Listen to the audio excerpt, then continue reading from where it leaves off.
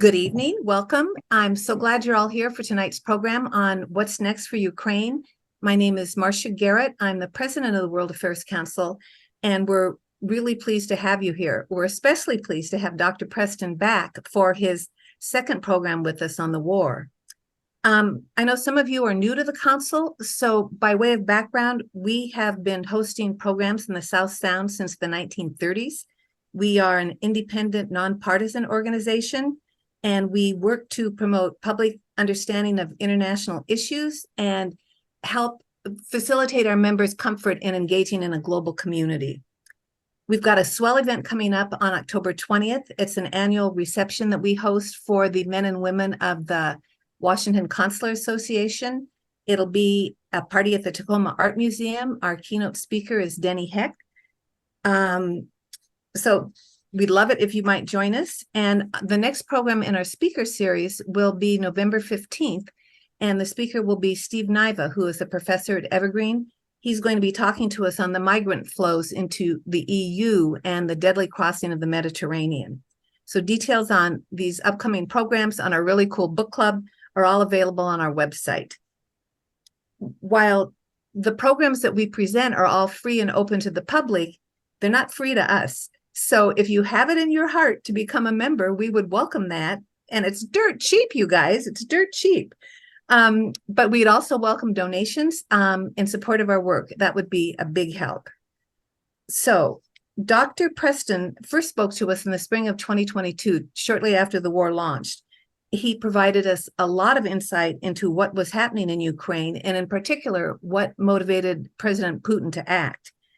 So tonight, it's over a year and a half later, and he will be visiting with us tonight on how long the war might go on, what are some of the lessons learned, and what we might expect going forward. He is the C.O. Johnson Distinguished Professor of Political Science at Washington State University. Dr. Preston received his master's at the University of Essex in the UK and his doctorate from the Ohio State University. He's a faculty research associate at both the Moynihan Institute of Global Affairs at Syracuse University and the Swedish National Defense College in Stockton. His work focuses on American foreign policy, US national security policy, and political psychology. So he's going to present to us tonight for about a half an hour, and then we'll have another half an hour for what we hope will be a really robust Q&A. If you have comments or questions, please post them in the chat box, and our board member, Miriam Anderson, will be monitoring the chat and going to the questions in turn. Feel free to put stuff in the chat box as we go along. You don't need to wait until the very end. If you have a question, just blow it in there. I'll start with a couple of questions at the end of his remarks, just to give Miriam a chance to scroll back through the chat, and then we will open it up. Also, please note that we are being recorded tonight, and this program will be available in just a few days on our YouTube channel. So with that, welcome back again, Dr. Preston, and the floor is yours. Well, thank you, Marcia, for having me back again. I was looking it up. It was 15 months ago, and so much has happened since then. So let me share my screen with you. Can everybody see that? Okay. Sure. Okay. Well, what is next with Ukraine? And when Marcia approached me to kind of follow up from the conversation we all had last year, she posed for me the question of what were the things that I found most surprising. And so, you know, what I did find most surprising, there were a number of things. Firstly, I think, I'll have to mea culpa here. I mean, I was one of the experts that was predicting that the Russians would succeed very quickly in Ukraine. I think everyone did. That was a common misconception, one that we shared with Putin. And the reality was we thought that it would probably be a partition of Ukraine or a long insurgency or something like that. And I'll talk in a moment about why that didn't happen. But I think that was one of the bigger surprises for many of us as military analyst or a Russia watcher, that turned out the case.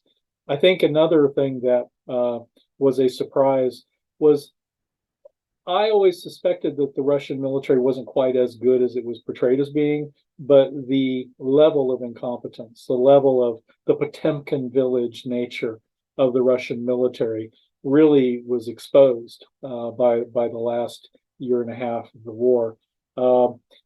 Despite having massive numerical advantages in manpower, in armor, in air power, these were offset.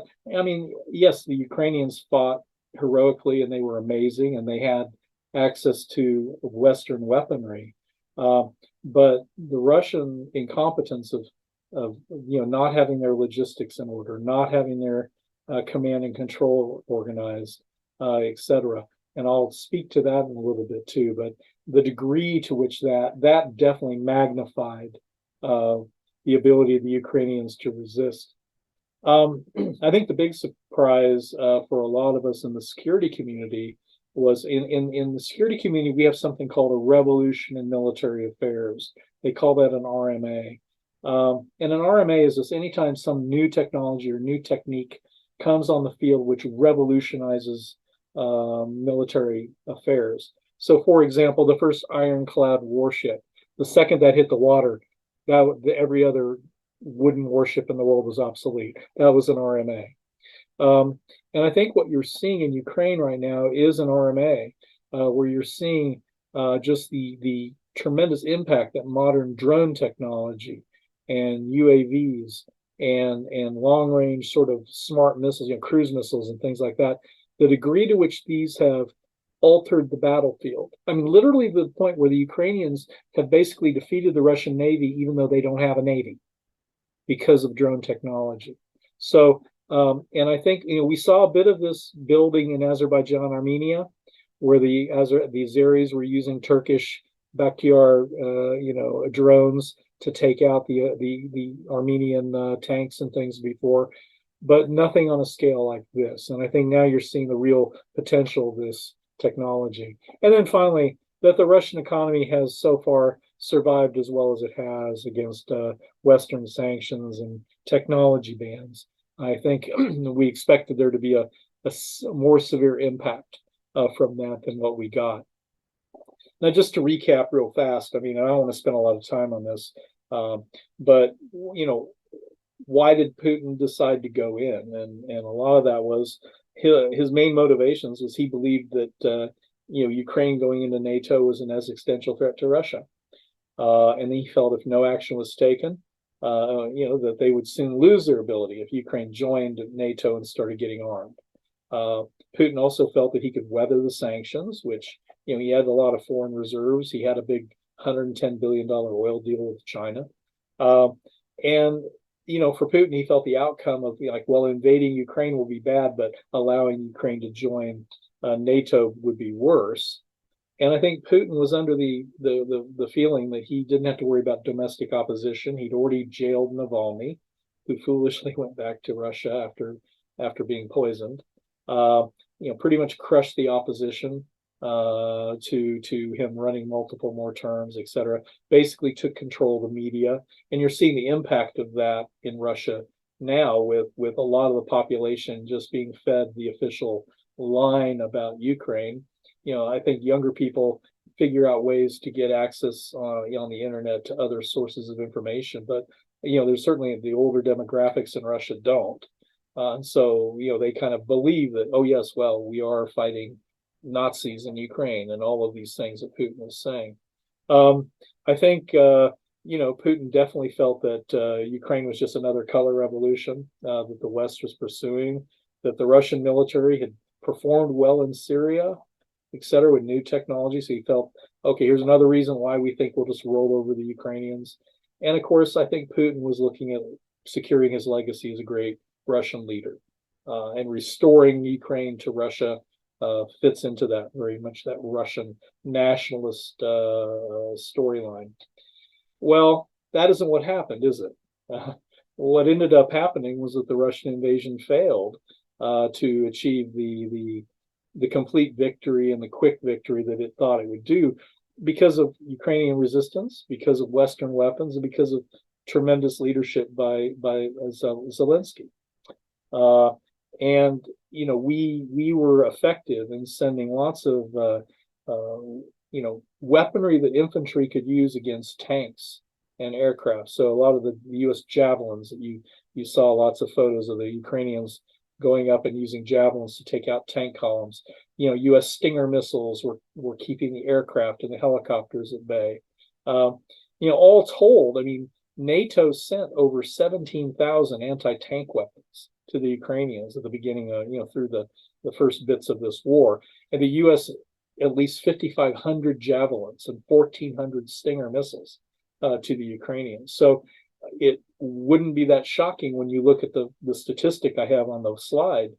By February of 2023, basically 1 year in, Russia had lost almost half of its pre-war fleet of 2,700 main battle tanks and over 2,000 other armored vehicles that were being chewed up by all these anti-tank weapons. I mean, to the point where the Russians are taking out of storage tanks that are basically World War II vintage to send to Ukraine because they've run out of the main battle tanks. So certainly a significant impact from that. And then we go back to the point I was talking about earlier, the incompetence of the Russian military. The Russians didn't appoint an overall commander in the field. I mean, when you think about all the sectors, in the north and the central and the south of Ukraine, all of those are different army groups. All of those are different. The Russians didn't set up a unified command for 5 months. So they were all acting independently and not coordinating their activities. Well, that's not a way to effectively use your forces.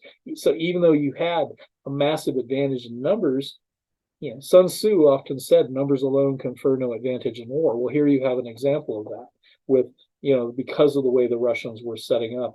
And the lack of logistics and supplies was shocking. I mean, they had 6 months of war games just across the border, up in Belarus and up in Russia. And you would have thought that they would have been preparing their logistics and supplies to support an invasion if that's what they were going to do. And they didn't. And here I have some pictures here of the 40-mile long column of armor that was just sitting there and couldn't go anywhere because it was one route in, and they were going in at a time when it was kind of wet, so they couldn't just run through countryside. And the Ukrainians were using javelins and stuff, and then they ran out of gas. And here you have all these columns running out of gas, running out of food. So just remarkable. You can kind of see, I mean, I got this slide here that I thought was kind of interesting because here you've got before the invasion, then in March, like a month in, look at the Russian advances in the north and the east and the south. And then by November of 2022, you start seeing the impact of the Western weapons going in, the impact of the lousy Russian command and control, the bad morale of the troops. And you have the big offensive that took back all that area around Kharkiv and Kherson. And now the slide here to the bottom right-hand corner, September 23, I mean, that's kind of where we're at right now. So a lot has changed and not the way the Russians intended. Now, I'm going to talk a bit more about what's happening on the ground, but I do want to stop and just kind of talk about, what is the threat posed if Russia wins this? Because just because things are going in the Ukrainian direction, and not so fast, not as fast as we would like, but what would happen if Russia were to win this over time, whether militarily or because Western support for Ukraine collapsed for whatever reason, financial fatigue, and stuff happening in Washington and the Capitol, whatever. Well, I think one of the bigger problems would be that I think you would find an emboldened and stronger Russia and Putin posing a much bigger threat to regional security. I mean, Putin has not been shy about talking about wanting to reconstitute a lot of the former Soviet Union. And although some of that is in NATO now and wouldn't be realistic for him to go after, I think if Ukraine was conquered, I think Belarus would just then be absorbed. I think Moldova would be next, that borders Romania. I think Kazakhstan, Georgia. There's many countries in Central Asia that would potentially be a target.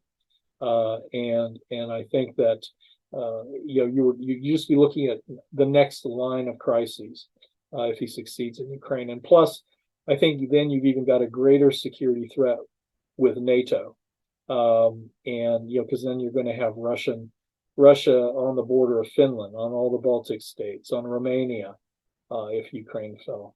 I see that as a serious security problem that runs a higher risk of involving the US and NATO in a war with Russia. Also, I think it's not something to be dismissed that you would have watched a democratic Ukraine be eliminated and absorbed by Russia. I mean, this would be the first time since World War II that a war of conquest has succeeded in Europe. And the US and the EU and NATO will have been seen not to stand up effectively to aggression in that neighborhood. I think that's a dangerous precedent. And then actually an area that I also share the concerns of some of my government colleagues on is that I think a victory by Russia in Ukraine would embolden China. I think there's enough of a danger. I think China's been watching what's been happening in Ukraine and maybe has tempered its ideas about what to do with Taiwan and maybe the South China Sea and that. But I think that a victory in Ukraine would encourage China to be more aggressive about territorial issues, both in South China, beyond what they are currently doing, which is pretty aggressive. But I mean, I think it ups the chances of us being drawn into a conflict with China over Taiwan or other areas. I think you would see a loss of confidence by our allies in a lot of our security guarantees because President Biden said we're in it for the long run with Ukraine. Well, if Ukraine goes down, well then, aside from NATO allies, I mean, how is South Korea or Japan or Taiwan or the Philippines or many others who are being pressured by, more of an aggressive potential expansionist country like a China, how would they view our guarantees? And then I think you would see a much closer security relationship between China and Russia, more so than it is now. And I think, certainly that not only is that likely to bring on much more of a new Cold War, but I think, we're at record U.S. defense spending. I mean, this year it's $817 billion. Next year it's going to be clear up to $860 billion, something like that. I think, that sort of combination would probably require even greater defense spending. So there's a lot at stake here, not just Ukraine, as far as from U.S. security interests. Now, let me speak to what's happening on the ground in Ukraine. I think that the counteroffensive is making progress, and I think it's unrealistic for everybody to have expected some of this massive war of movement and taking all these massive territories like happened around Kharkiv before, primarily because Ukraine just doesn't have they didn't have to deal with the minefields and the Dragon's Teeth and the trench works and all that stuff when they did the offensive last spring. And they lack a lot of the mine clearing equipment, the air power, unless they're willing to accept huge attrition, which they shouldn't, to do this. I mean, understand that the areas the Ukrainians are trying to cross right now, on average, have 3 to 5 mines per square meter. That's how dense the minefield is. So, and there's multiple Russian defensive lines in depth. So, it's not like they can just run across these fields.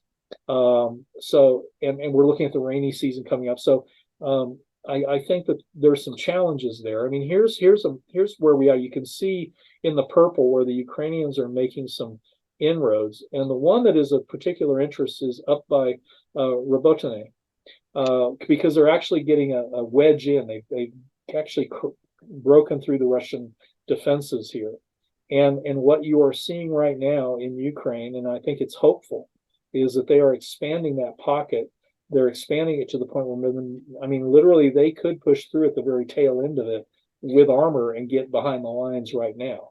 But the danger of that would be that they would be open to counterattack very easily. So they need to widen that salient before they then break down. But they are preparing the ground for this. One just has to hope that the weather holds long enough, because if the weather comes back and gets all rainy, I worry the Russians will start planting more mines for the spring. I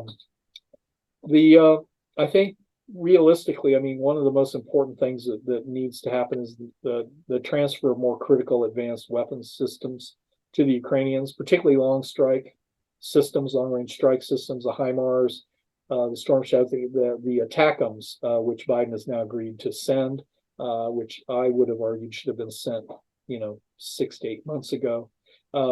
They are longer range, and the key here is because the Ukrainians can't push through the lines that easily what they have to do is they have to hit behind the lines and weaken the Russian logistics and command and control, supply depots, things like that, to weaken the Russian forces. And that's part of preparing the ground too for hopefully a successful counteroffensive. So, they haven't had all of these systems. So, it would have helped to prepare the ground had they already had those. And it's really important that the Ukrainians not just bull ahead and just take heavy casualties, because they can't afford to do that. They are at a significant manpower disadvantage against the Russians. And part of the reason for the slowness, I mean, people are criticizing the Ukrainians for being slow on the counteroffensive. Well, we kind of slow walked some of the military equipment to the Ukrainians, and we should have been supplying it quicker, which might have helped them. And part of the thing that's going to be really critical when they break through, because they want to go towards the coast, is armor. And we just had our Abrams arrive, the German Leopard 2s, and the Challengers are already there. The Strikers are already there. I mean, a lot of U.S. Patriot air defense systems, which would be good if we sent more. But these are the things that once you break through, it's the armor that's going to be able to break through and destabilize the Russian defenses down there. But they got to have it available at the time. Another thing that's happening on the battlefield right now that is really significant is the Ukrainians are successfully applying what we call area denial strategy. And that means you use long-range strike systems like cruise missiles or Storm Shadow cruise missiles or HIMARS drones to not only hit behind lines, but to make it very difficult or untenable for the Russian military to operate in Crimea even. And we've got pictures here. I mean, on the slide, that's the flagship of the Russian Navy, the Moskva, sinking because it was hit by 2 Neptune cruise missiles that were produced by the Ukrainians. And to the right, that is the naval headquarters building in Sebastopol in Crimea of the Russian Black Sea Fleet, being hit by 2 British Storm Shadow cruise missiles and leveling the building. This is the sort of thing that's made it very difficult for the Russians to operate. In this slide, you can see the drones, the sea drones that are being used, and you can see the picture up here. This is a camera, like you can see the Russian ship up in front of it, and this drone drives right into it and explodes.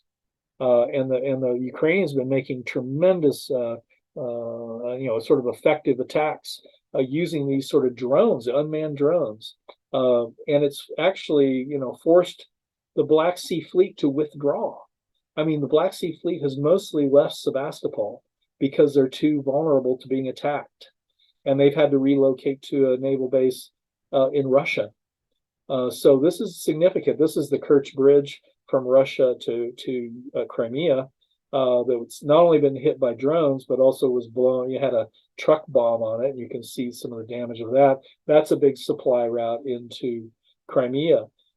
These things matter because the more that you disrupt the supplies and the ability of the Russians to resupply, this would undermine most of their defenses in the south of Ukraine. So even if the Ukrainians, I think sometimes we focus too much on the front line and don't appreciate necessarily the impact of these softening operations in the back that prepare the ground for the collapse of those bigger units up in the north, up along the main lines. And I think that's something that we should be aware of. Here's just a few examples of some of the attacks that have gone on, taking out anti-aircraft systems, I mean, here is a Storm Shadow missile. They actually shot some of these into the shipyards in Sebastopol in Crimea, destroyed a landing ship, and also this is the first Russian submarine lost in combat since World War II. And you can see what the Storm Shadow did to it. So this is one reason why the Russians are finding Crimea not that tenable to maintain operations in. And when they attack them, so those longer range missiles that go in the HIMARS that we're going to be sending to the Ukrainians, that has a longer range than the Storm Shadow cruise missile. So it will literally put every area that's under Russian occupation within range of the Ukrainian forces. So it'd be a little bit of a game changer. And of course, the Russians, from their standpoint, they're tending not to even target as much the Ukrainian forces as they are just targeting infrastructure in Ukraine. They're targeting, they're continuing the indiscriminate attacks on civilians, which they've done all through the war. They've been attacking the port facilities in Odessa to try to undermine the Ukrainian economy, to prevent them from being able to export wheat. You can see wheat on fire here in one of the warehouses being attacked in Odessa, and the warehouses on fire in the other picture. And this is a potential flashpoint with NATO because Odessa is right next to Romania. And here, if you can kind of see this canal, you can see up in the north, where it has that canal written by Sulina and over towards Reni. That is right on the border. And so, like, there have been some drone actually landing in Romania, and they're hitting these targets that are just across the river from Romania. Well, Romania is a NATO member. I mean, this is very serious that the Russians are feeling that they're doing. I think part of the reason they're attacking these port facilities is because they lost control of the Black Sea area off Ukraine. It's harder for them to blockade the coast now because of the Ukrainian use of the drones. And then the drone warfare transforming the battlefield. I kind of mentioned that earlier. You're certainly seeing that having a tremendous impact. And then the big thing that's happening on the ground, and here's why I'm saying that we need to be a little restrained and sort of expecting the Romanians just to jump over the trenches and run towards the lines, is that the U.S. intelligence estimates as of 2 months ago was that the Russian military casualties were now approaching 300,000, and that there were at least 120,000 Russians killed. That's double the amount that we lost during the entire Vietnam War in this amount of time. Ukraine, on the other hand, has probably had 120,000 casualties among its soldiers and 70,000 killed. But the thing is, Ukraine has a military of 500,000. Russia has one of 1.3 million. So the Russian military is more than double the size, almost 3 times the size of the Ukrainians. And the Ukrainians are already starting to have trouble conscripting enough people. So, and Putin has just, as of a few days ago, issued a new call up for 130,000 more conscripts for the fall. So, which is showing they're having manpower shortages too, because they'd already called up 300,000. But, I want you to keep those numbers in mind, when you think about the Ukrainians have to fight smart. And that's why they're so dependent on U.S. Western weaponry coming in and helping to level the field. Because in the absence of having that military advantage, because they can't really compete on just a body-to-body, level. So what are the key challenges? Obviously a big one is maintaining U.S.-European support for continued military and economic aid to Ukraine. And one of the things, and Putin's spokesman just today came out and was saying, oh yes, fatigue will splinter the Western alliance and they'll eventually lose support for Ukraine. So all of the stuff that we see, any sort of discussions about the costs and all this, just give encouragement to the Russians to hang on and just to drag it out, because they really are playing the long game and thinking, okay, well, we'll just wait it out. We've provided significant military and economic aid already. If you combine military and humanitarian aid, as of this fall, as of right now, we've provided $135 billion of aid to Ukraine. Now, the Europeans have provided by GDP more than we have. So it's been a huge Western effort. That's just purely the U.S. number. And I'm going to mention later about, the cost of the war is one thing, reconstruction is another, and that's another issue that we aren't talking about yet. The other big challenge is the rise of just sort of either pro-Russian groups, like in the elections in Europe, Fico in Hungary and the Slovakian elections that could be problematic in Europe. But then, the problem of opposition to Ukrainian aid in the Republican Party and in Congress, and and even the potential return of Trump as president. I mean, these are certainly challenges in terms because basically, I mean, Putin has kind of been relying on. I mean, part of the disinformation campaign has been trying to egg this whole thing on. So anything that undermines the aid going to Ukraine, anything like that, is aid and comfort to Putin and the Russians. It's supporting the Russians. And, I mean, right now, I guess now we don't have a Speaker of the House, but the two people who are running, I mean, one of them, Jim Jordan, voted against 4 of the 5 aid packages to Ukraine in the past and has basically said, I won't support any Ukraine aid. So, and we're looking at another government shutdown in 45 days. I mean, is it even possible to legislate out of the House right now? How long would a shutdown go? The longer the shutdown goes, the longer it will take to get Ukraine aid out. So this is not something that, I mean, this is very serious in terms of the Ukraine situation. And of course, Trump is opposed to further help for the Ukrainians. This is disconcerting to certainly. And the reality is, any sort of protracted conflict, when you do the analysis, it shifts the advantage to Russia every time.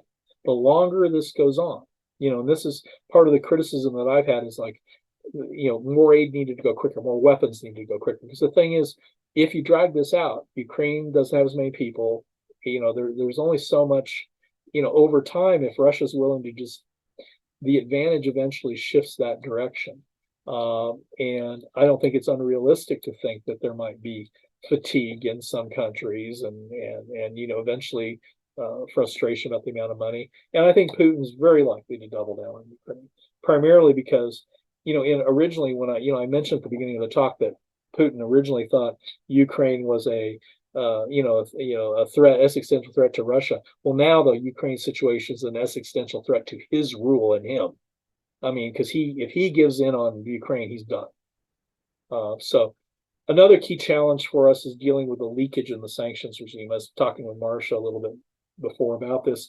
Neighboring country, we've got sanctions trying to prevent computer chips and microprocessors and things going into Russia.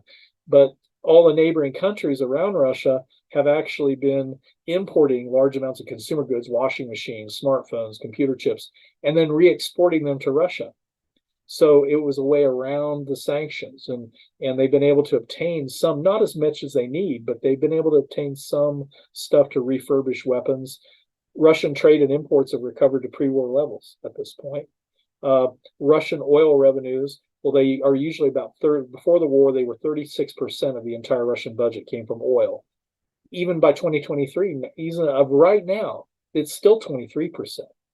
So it's very difficult to have a sanctions regime that doesn't have leakage. I mean, we tried to limit the amount of resources the Russians were getting from their oil by putting a price cap on, saying, well, you can still use ships and use Western insurance as long as you're not getting more than $60 a barrel for the oil.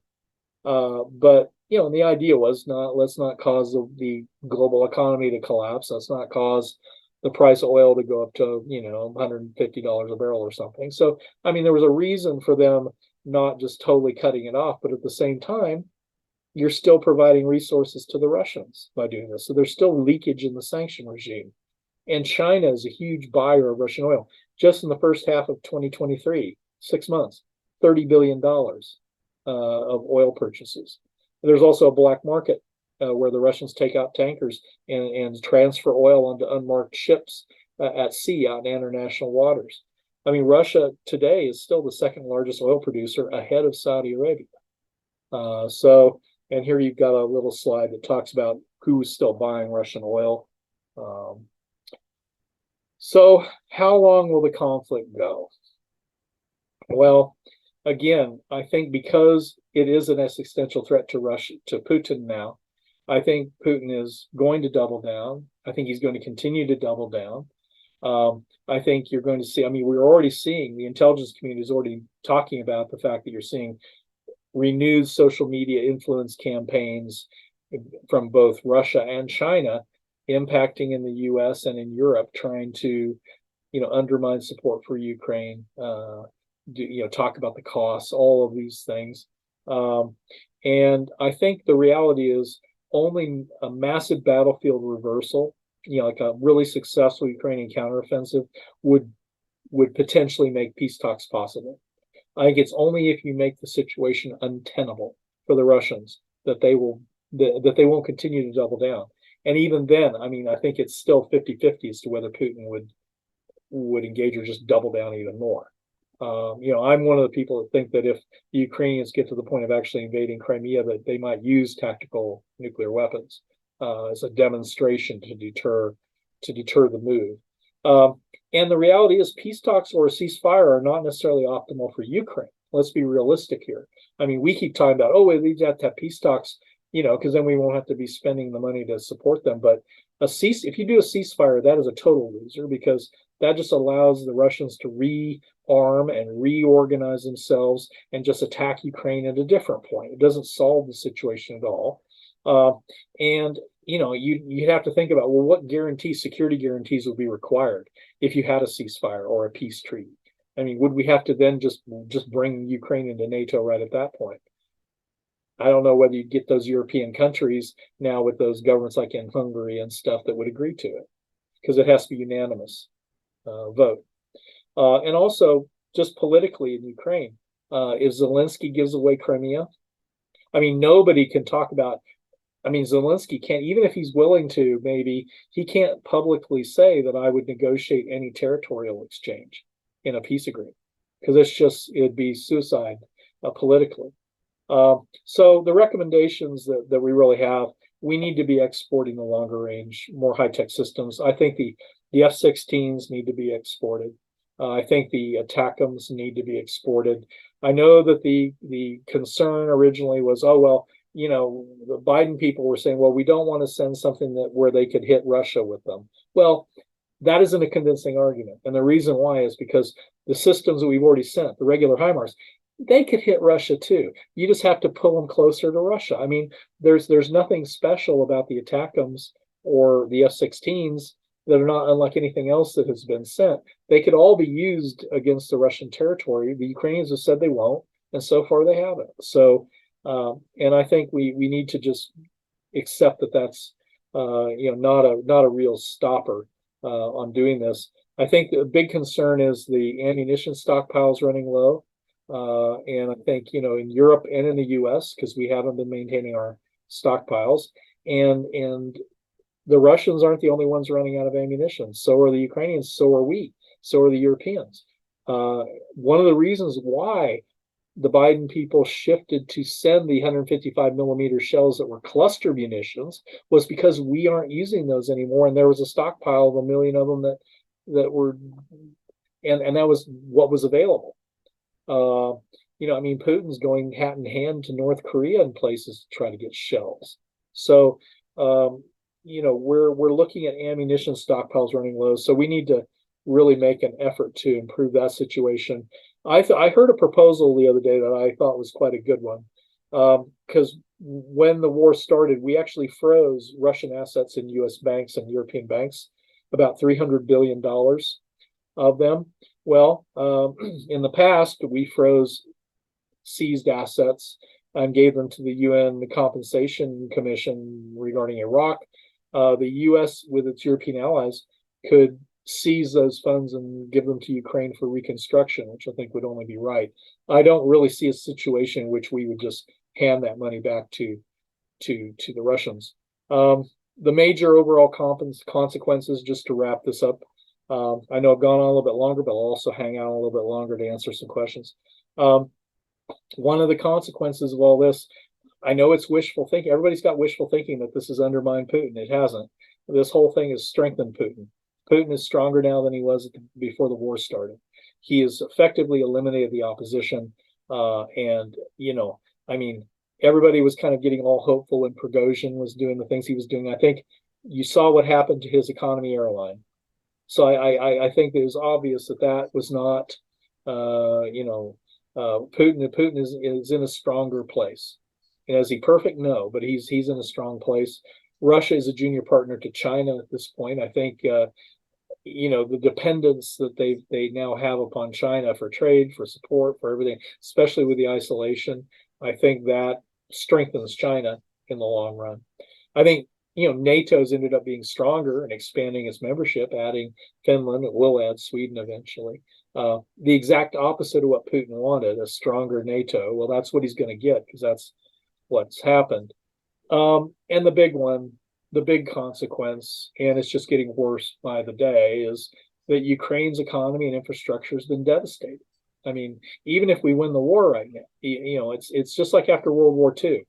You got the war done, but then it wasn't over with. We had to do the Marshall Plan in Europe to rebuild. The World Bank estimates right now that it would cost $411 billion to reconstruct Ukraine. The Ukrainian prime minister estimated it would cost $1 trillion. And the cost is going up daily, obviously. But I mean, sort of the analyst in me is kind of going, I'd probably go halfway in between those numbers just to be safe. But either direction could be correct. The Ukrainian budget deficit just this year is $38 billion, which is being covered by the International Monetary Fund, humanitarian financial aid from the EU, from the US. Well, what happens after the war? The cost of supporting Ukraine, we're complaining about $150 billion here in the US supporting Ukraine for 2 years. The costs of reconstructing Ukraine are going to be far greater than the costs that we've already incurred by supporting them. And the reality is that there's going to be political instability. It's going to be tough, for Zelensky, even if the war is over with, because anytime you have a situation like this in an economy destroyed like that, you're going to have political instability and problems with going forward. I mean, Churchill got voted out of office before the war was over. And Zelensky is kind of the Ukrainian Churchill, but we have to be prepared for some bumpy roads ahead. And that's just being realistic. I mean, I don't want to provide ammunition for those who don't want to support Ukraine. That's not my point here. My point is that we need to be clear-eyed about what the job is. And that's why it's even more important not to hang back. It's more important to provide the weaponry and the things that Ukrainians need right now so that we can get this over with, so that we can stop this bleeding. Because the longer this goes on, the more the disadvantage goes against the Ukrainians, the more the Russians are likely to win, and the greater the cost of the reconstruction is going to be in the long run. Okay, I'm sorry I ran over a bit, Marcia, but I tried to throw a lot in there. This is a nice picture of Kiev, by the way, when it's not being bombed. So, Marcia, you're muted. You're muted, Marcia. I'm glad you went over because your slides were so great and you conveyed so much information. I think this was terrific, and I really appreciate the time you put into pulling this together. What a lot to think about. I see that we do have some questions in the chat, but I'll ask a couple of quick ones while other folks think about if there's something that they want to add to the chat as well. Something that you didn't touch on, and something that is just, and any number of horribles in this war that are just so difficult to contemplate. The one that really has struck me is the wide-scale kidnapping and relocation of Ukrainian children to Russia. Can you comment on that and the likelihood of if the Ukrainians are successful of Russia being tried as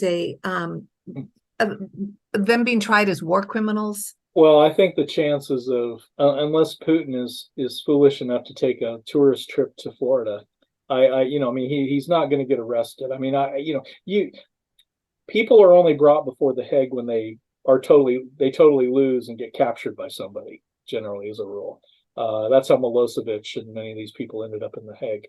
Putin is already indicted as a war criminal.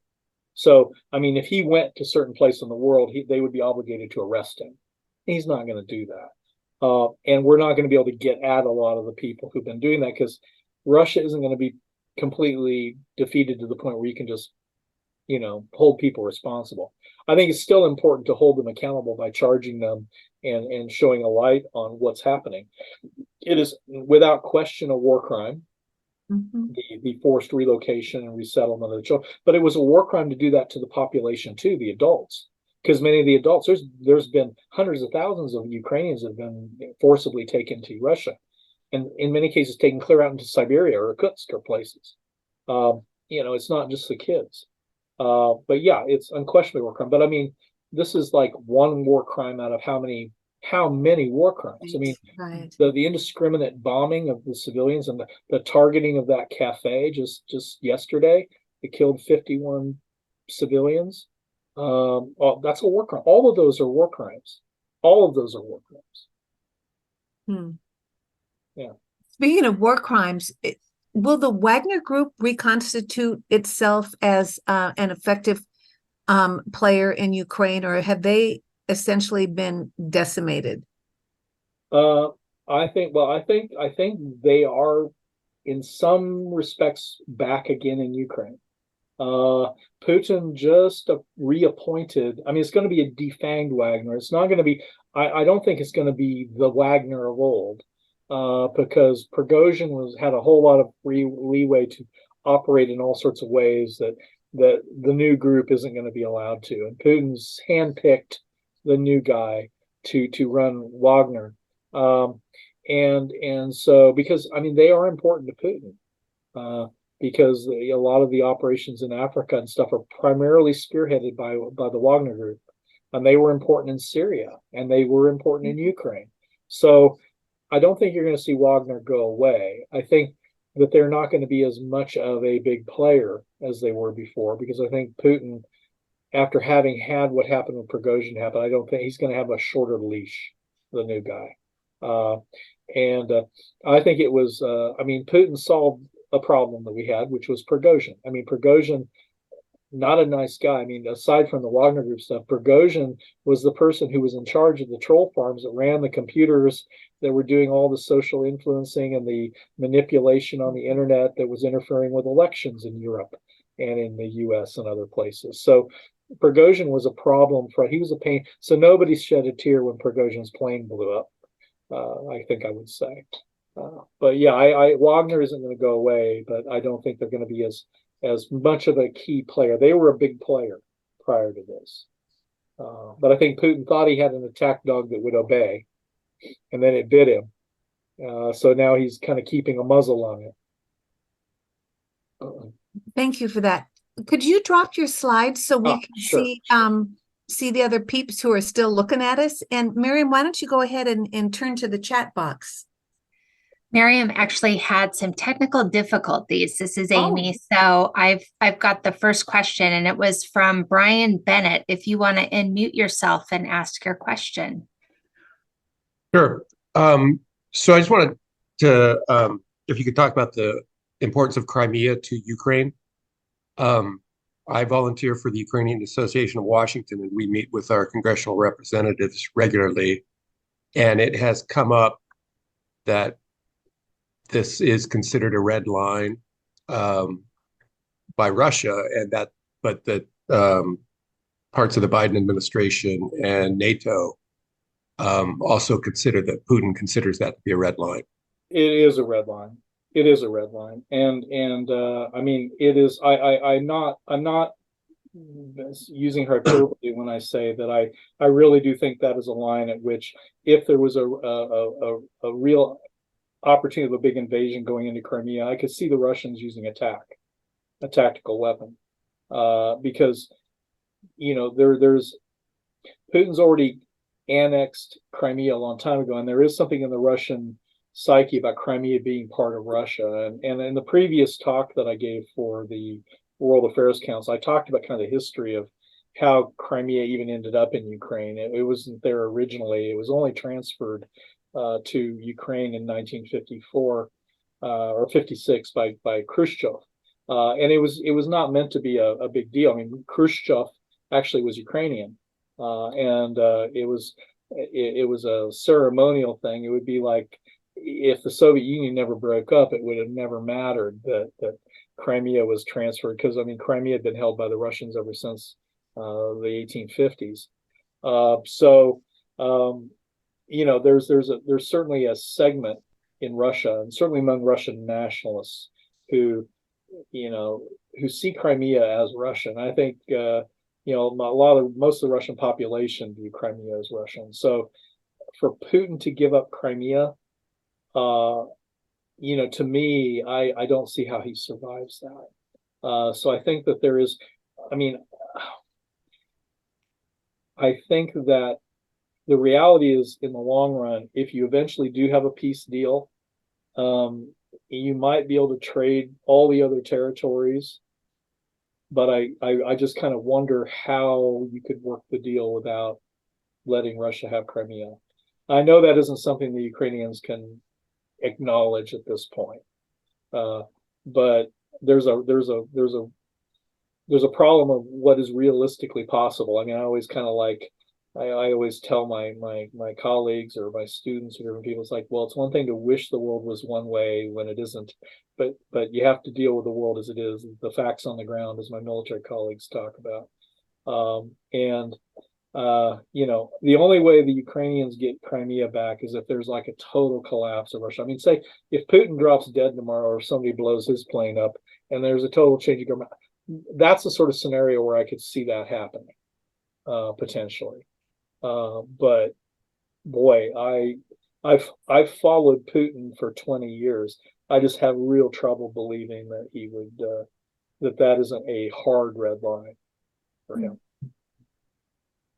So I think in that respect, the Biden people are being realistic, and I'm sure this is what the State Department's been telling them. I'm sure this is what the Russia House experts, CIA, have been telling them.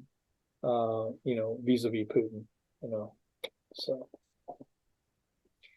Okay, our next question is from Michael, who's going to unmute himself and ask a question. There we go. Thank you so much. Thank you so much again for this chat. What lessons do you think the U.S. Navy should learn from the Ukrainian success using drones and missiles against the Russian Navy? I think it's not just the Navy that needs to be learning lessons. I mean, when I talk about an RMA, it's really important for us to be, I think everybody's looking at this. I mean, we started revisiting like new tank models are starting to talk about having more defenses to try to protect against those sorts of drone attacks and things on them, even the new ones that we're talking about buying now. But no, I mean, I think we're in a new age where, there's going to be increasing use of AI. There's going to be increasing uses of automated systems. I mean, it's not like we haven't been thinking about that. I mean, DARPA's been working on things like that. The Pentagon has been thinking about future weapon systems that would incorporate these sort of some more automated. I mean, we're even talking about a fighter that actually has accompanying drone fighters that actually work with the combat pilot to help protect them and be wingmen. I mean, that's currently on the developing board. So, I mean, it's not that we haven't been thinking about drones, but I think we haven't realized that here we're seeing firsthand the degree to which simple technologies. I mean, the Ukrainians, well, and the Russians for that matter, they're using off-the-shelf technology that a hobbyist would use. They're getting hobby drones that you might get to take camera pictures. Well, they're hooking bombs to them and flying them into things. I mean, and also the reconnaissance. I mean, a lot of the troop movements and the targeting of artillery and things, the Ukrainians are using drones to identify them on the battlefield, locate them so that the HIMARS or their own artillery can take them out. So, I think that the Army is watching this closely. I think, and certainly the Navy. I mean, we've had situations where we've worried about that sort of thing, like the USS Cole got bombed that one time back in 2000. But I think this is the Ukrainian drone boats and things like that, where they've literally been able to fight off the Russian Navy and the Black Sea Fleet. Understand, the Russian Black Sea Fleet is the premier part of the Russian Navy. This wasn't just, not good stuff.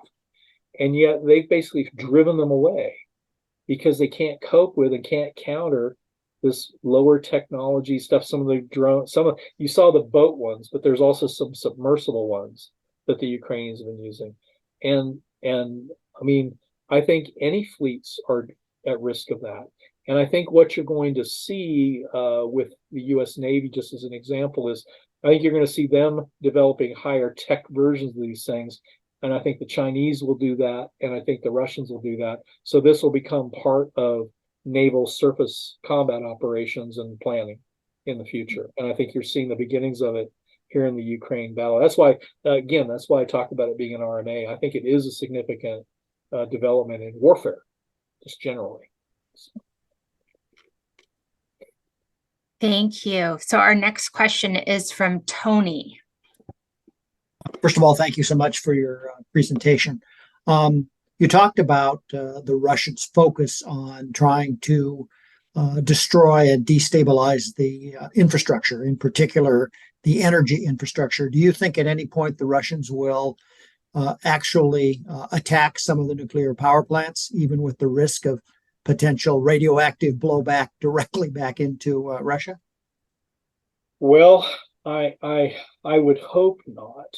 I think the Russians will, at the moment, I think the Russians wouldn't consider that unless the Ukrainian counteroffensive broke through, and maybe they would use that as a disruption. You don't have to necessarily attack the active reactor, so it doesn't have to be a Chernobyl thing. If you hit the cooling ponds, one area I work is nuclear proliferation, so it's sort of an area that I work. I mean, there's lots of cooling ponds and things like that where there's spent fuel and other things where you could cause radioactive contamination, but it wouldn't be the sort of massive thing that would expand and blow everywhere like Chernobyl would. I could see that at Zaporizhzhia, but of course I didn't think that the Russians would blow that down, and yet they did, and so I wouldn't bet against it. I think what you are more likely to see for now is that the Russians, and I think you're going to see a tick up. I would predict in the next month you will see an uptick in the targeting of the energy infrastructure and the power generation stations and everything, because the Ukrainians still haven't recovered from last year when they were hitting the targets. They're trying to put the Ukrainians into the cold and cripple the Ukrainian energy system to add pain. And I think you're going to see a renewal of that campaign. But right now, I think they're targeting the ports and things because they're trying to make a statement because they pulled out of the wheat deal and because they've been forced to pull back, so they can't kind of blockade the ships in. So now they're trying to damage the port infrastructure so that they can't load onto the ships. I mean, I think it's easy to connect the dots between what they're doing and why they're doing it. So, but yeah, I think they will be targeting them. But, but who knows? I mean, the idea that you would be shelling around that nuclear power reactor, because they did do that earlier in the war. And they did stupid things. I mean, you had soldiers digging into the radioactive ground up in the Red Forest up at Chernobyl. I mean, all those soldiers got massive doses of radiation from that. And yet they did it. I mean, so sometimes I think some of the commanders on the ground don't even know what it is, where they're at or what they're doing. I mean, sometimes, I could see that place getting attacked or something from a commander who didn't necessarily know, because so far their command and control has been pretty not very impressive, and they've made lots of targeting mistakes. So, but the dam was clearly intentional. They blew that up, and there were rumors, and I can't confirm them. I can't verify the veracity of the reporting, but I'd heard that there had been explosives set up around that nuclear power plant. Now, that may be true, and the Russians may just be letting that information out as a deterrent, because it would really depend on where those explosives were at as to whether it mattered or not. But, it's a threat. It's certainly a threat to do that. But I think you're right. I mean, if you go too far with that, yeah, it would not be contained just in Ukraine. It would float over to Russia because the wind blows that direction. So you're right on that. Marcia, I think we have one more question in the queue. We've had plenty of questions, but some of the people are dropping off because we're at 8. Do we want to go for one more? Or? Oh, absolutely. Okay. I'm happy to hang on a little bit longer. Okay. That's fine. Thank you. So the last one I have as of now is Jean Hoffman. I'm going to disappoint you. It's not Jean Hoffman. It's her husband, Hans Hoffman. Oh, But she We'll started still the we'll Zoom still call. take the question. We'll still take the question. still a good Yeah. question. So I'll actually have two questions. The first one I think is, I'm curious when we talk about China and Russia, Mhm. and Russia being a junior partner in this kind of relationship. Mhm. If I had to go back in history, I kind of refer to it as maybe like Hitler and Mussolini. Long term, is that really a stable kind of relationship? Or, I mean, obviously you're dealing with big egos. Well, I think it's not necessarily just this junior partnership isn't just because of the personalities or the leaders. I think it's a reality of just the economic realities and just the some of the security realities. Let me give you an example. I mean, the Russians, when we put all the sanctions on them after the original stuff happened with Ukraine, Putin did a pivot to Asia. And it was very intentional to develop the trade relationship with China to replace the trade relationships with Europe that he was losing because of what was happening with the sanctions. And so there was a concerted effort to shift oil trade and things like that to China. Now, China has a huge voracious appetite for oil, so they have been just happy to take that. The Chinese also, part of their strategic planning is something called the Belt and Road Initiative.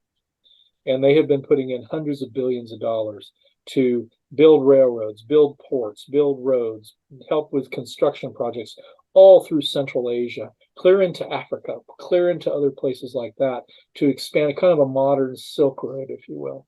And it's a major part of the Chinese influence campaign and trying to capture resources and things, which and they've been able to move into Central Asia, which Russia always considered its own territory or its own sphere of interest. And it's pretty much China controls it. And Russia has become so dependent upon Chinese trade and Chinese buying of oil. And now with the political isolation, I mean, China is one of their few allies. And even if they're not directly supporting them in Ukraine, I mean, they're keeping them from being totally isolated. I mean, in Russia today, in the markets and things where there used to be Western consumer goods, it's mostly Chinese consumer goods now. So you're seeing a shift over in that regard. So, and the power balance is not equal because, I mean, Russia is, they're providing raw materials, oil, things like that. And the Chinese are providing manufactured goods. It's the old model where, where does the wealth flow? Where's the resource? Where's the influence flow? So in the long run, I think I don't see Russia being able to recapture that from China. I see China's economy continue to grow because they've already surpassed us. I mean, they're the largest economy in the world, not the US now. And the Belt and Road Initiative is part of that strategy. So, that's part of this junior partnership notion and they've already talked about having that security relationship, that no limits security relationship. Well, I mean, that benefits China because China is able to extract from Russia a lot of high-tech military technology, Right. buying, more advanced aircraft and things like that. But there comes a point where the Chinese are starting to develop their own systems. They're developing their own independent, they're not really dependent on the Russian military technology across the board like they used to be. I mean, the Chinese space program used to just use Soyuz spacecraft and things like that they got from Russia. That isn't the case anymore. I mean, they're developing their own. So China's becoming less dependent. At the same time, Russia's becoming more dependent. Now, then you add in the personalities. Well, I mean, Putin doesn't have a whole lot of friends. He's got the Iranians and the North Koreans in China, really. So I think this brings Russia more into China's orbit. I don't think that that's a good outcome. For a U.S. national security standpoint, that's concerning. But I think that's the reality of where this is going. I just, I think 10 years from now, I think it's going to be even more clear that that's what's happened. I also think to your point, when you say the economic reality, I think India is also buying a ton of Russian oil now. India's buying Russian oil. They're still buying weapons too. So my second question, and it's an important one, because Marcia's on the phone and I like to read. Do you have a book recommendation on this topic? Well, on this And specific pick your favorite on book on India, politics over the Russia, last or 5 years. Actually, there's a wonderful book, and it's not exactly down the line you're thinking about, but I think it kind of taught, because there's always been this competition for whether it be India, whether it be Central Asia or something. Russia's always competed with others. It used to be with the British. And there's a book by Anthony Hopkirk called The Great Game, which goes back to the early 1800s and follows the Great Game with the Russians and the British and everybody competing for influence in Afghanistan and Central Asia and India. It's a fascinating book. And Okay, so my wife is on. It changed checking it out from the my. library now. Sorry, say it again. My wife's checking it out from the library now. Yeah, it changed my. I think it changed my interpretation of Afghanistan. It gave me a deeper understanding of it. It's a very, very good book. A government colleague of mine recommended it, and I always get their recommendations, and they're always usually great books. So The Great Game, I Great game. Okay. It's a really good book. Yeah. I'll have to check that one out. Okay, Nina, did you want to ask your question next? Yeah, sure. Thank you, Dr. Preston. Very good presentation. And I do have a question about, I'm in Olympia World Affairs Council. Oh, okay. I had a question after hearing Stephen Kotkin's interview. I think it was on Ezra Klein. He was talking about the fact that there are over 2 million Russian-speaking citizens in Crimea and Donbass. And even if we did negotiate some kind of truce, peace, whatever, what do you do with 2 million people that have been speaking Russian their whole life and possibly very much in favor of Russia? Well, some of them are. I mean, I think there's a lot of. I mean, I know some Ukrainians that were Russian speakers who live in that area.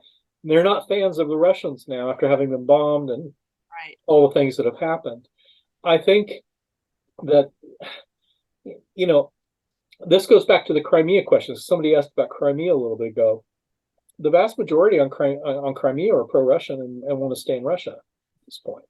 And I don't accept that. I mean, I know some people say, well, they had that referendum and it was like, I think the referendum would have gone that way anyway, because there is a much more of a pro-Russian population in Crimea, etc. More so than was in the eastern part, actually. And I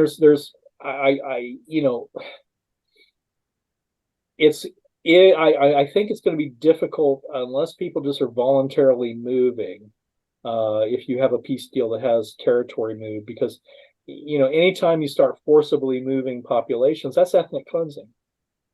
I mean, that's ethnic cleansing, and so there's not a happy history of that. Even if you're, moving it purportedly for the right reasons. I mean, after World War II, I mean, you had, was it 15 million people relocated? Because I mean, obviously the Germans were relocating people into occupied areas.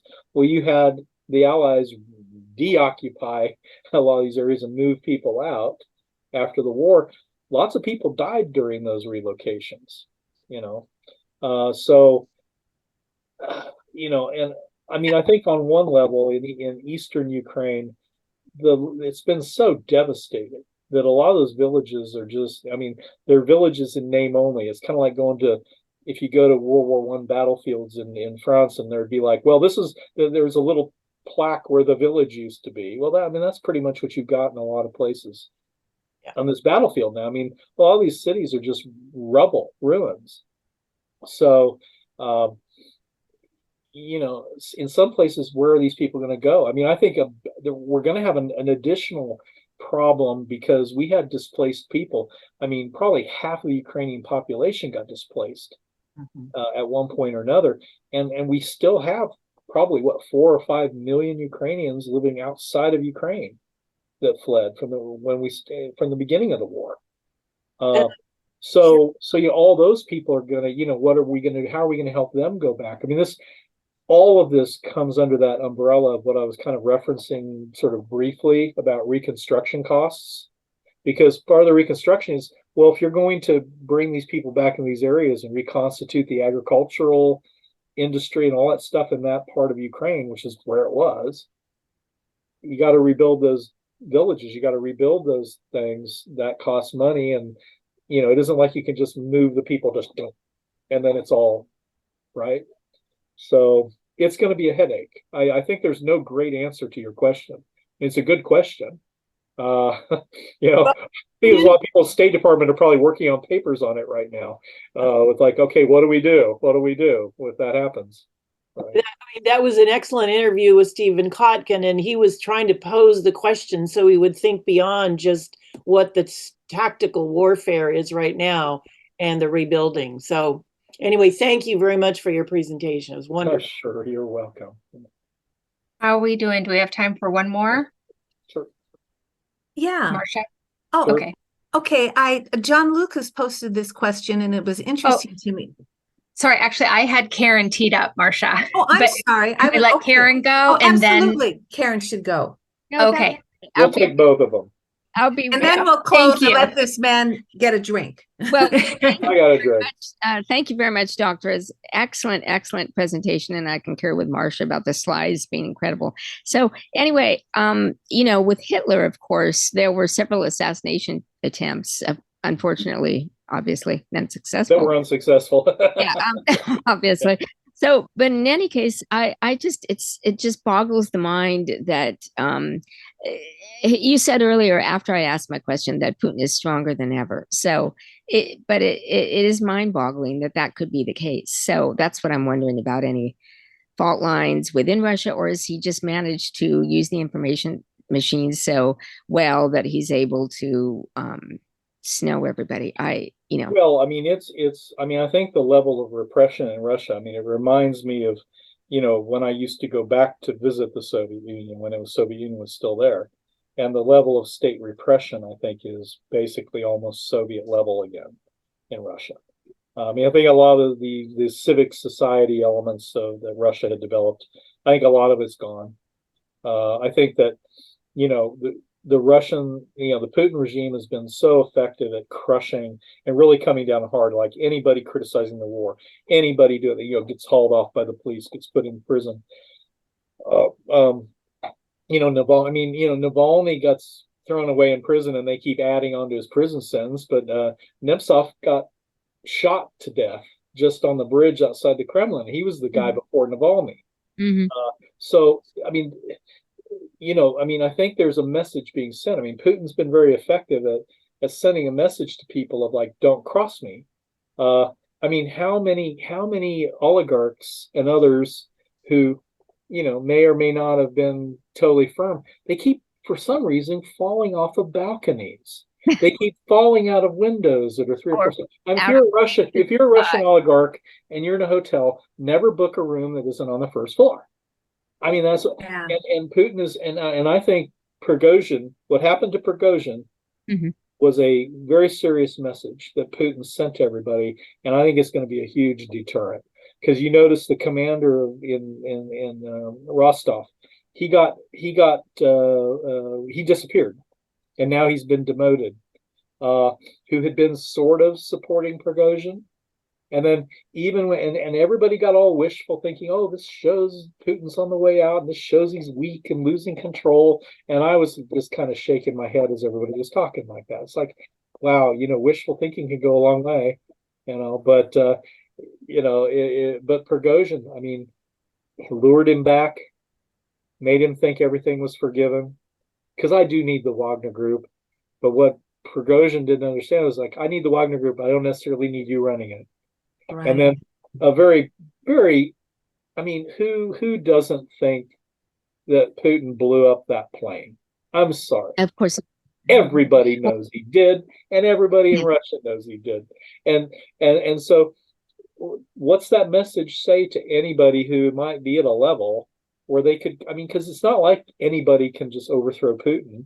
The oligarchs can be mad because they're losing a lot of money, but they don't have the power to, some military commanders. I mean, I think Prigozhin thought some of the military commanders would go along with him, but I still maintain that I don't think Prigozhin was trying to overthrow Putin.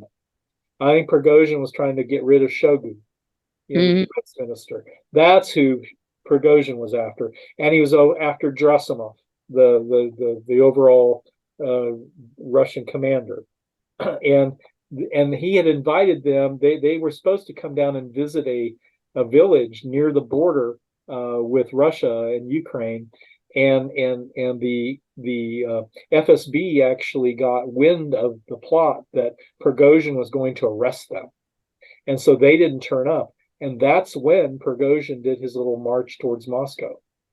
But I mean, so I don't. I mean, it still came off as rebelling against Putin, and Putin couldn't allow that to slide. But I don't think Prigozhin, and I think Prigozhin, once he realized, oh my, I think I've bitten off more than I can chew. I think Putin thinks this, and they try to kind of, but Prigozhin was made an example of, and I think that plus what's happened in Navalny, plus what's happened to all these other people that get arrested and thrown in prison, and all the free media's press been crushed, all the opposition crushed. I think it's raised the bar so high for any individual group or individual to really rise up and do a coup or something like that. It would be so hard, and you would know if you did that, your life's on the line, that you cannot fail because you're done if it doesn't work. And I think that puts a significant barrier up. I think the chances of some coup against Putin was probably greater several years ago than it is now. I think Putin has really kind of eliminated a lot of the actors that could have maybe done something like that. I think you're more likely to have Putin die of natural causes or have something. I mean, I'm not one of the people that buy into that he has all these health problems. I don't buy that. He's altogether too healthy, I think. I mean, I just remember for all those years we kept thinking Osama bin Laden was, oh yeah, we think he's carrying around a dialysis machine in Afghanistan. Well, it wasn't true. The danger of wishful thinking. There's an old British expression, if wishes were horses, beggars would ride. And I think there's a little bit too much of that among analysts that look at Russia. Well, I appreciate it. Thank you so much. Miriam had one last question. So if it's a quick one, why don't we close with Miss Miriam? And you're on mute. I'm on mute. Thank you. Fascinating presentation. Thank you. I'm just wondering what's going to happen with the support of Ukraine while we are facing quite challenging situation with our House Speaker situation and the politics behind that and all the nitty-gritty fights, and I would say like they cannot divide the power in the Washington D.C. right now. How that situation, that I would say chaotic situation, can affect the war and maybe even play a beneficial role for Russia to see that we as a nation are in a chaotic situation. Well, I mean, Putin, if you go look at Russia Today online, and Putin gave a speech already referencing the chaos in Washington and basically, I mean, it's certainly providing aid and comfort to the Russians. If anything, all of this is just encouraging Putin to double down and maintain the course, because I think it's reinforcing the belief in his mind that he can outlast us. I worry that he might be right. I'm not convinced Putin isn't right. That's what worries me. And because right now, I don't know that if you came up with a cure for cancer, that you could get that voted on and approved in the House of Representatives right now. I mean, it's like, what could you get approved? And what legislation could pass? I mean, there is such dysfunction that I think the paralysis of policy is not just limited to Ukraine and the Ukraine, support the aid bill, which, obviously that's what we're focusing on a lot in our talk tonight. But literally, I fully expect us to have a government shutdown after this 45 days. Because, I mean, I'm at a loss to see how you fix what's messed up in that caucus right now.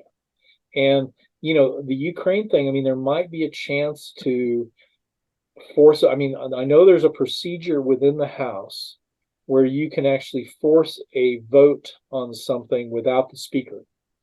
And that could be a case if there's enough pressure from the White House and from the Senate and from others to move ahead with the Ukraine aid thing, and there's enough pressure from constituents, because the majority of the American public support aid to Ukraine.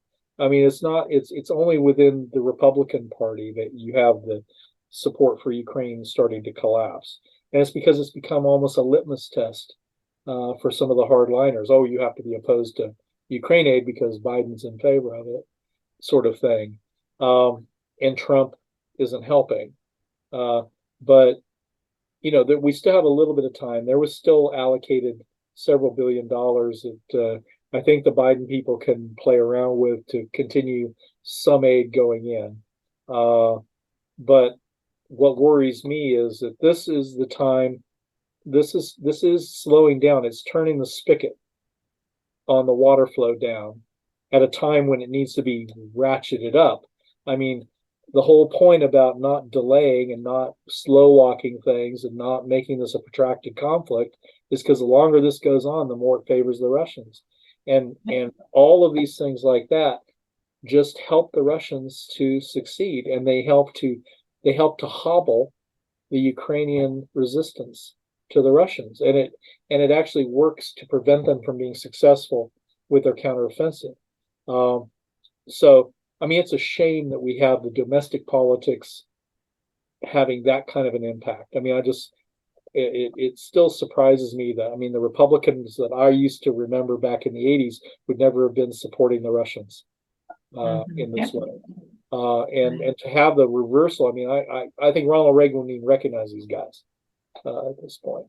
But I don't know the answer, Miriam. That's a great question. That's kind of interesting. I wish there was a good answer to it, because it that's kind of requires some interesting. grown-ups. Yeah.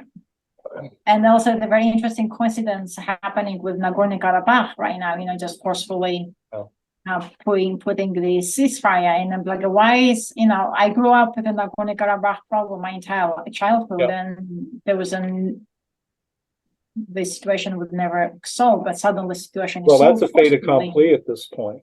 I mean, that's done. That's done. I mean, it's like the Nagorno-Karabakh is, that's gone now.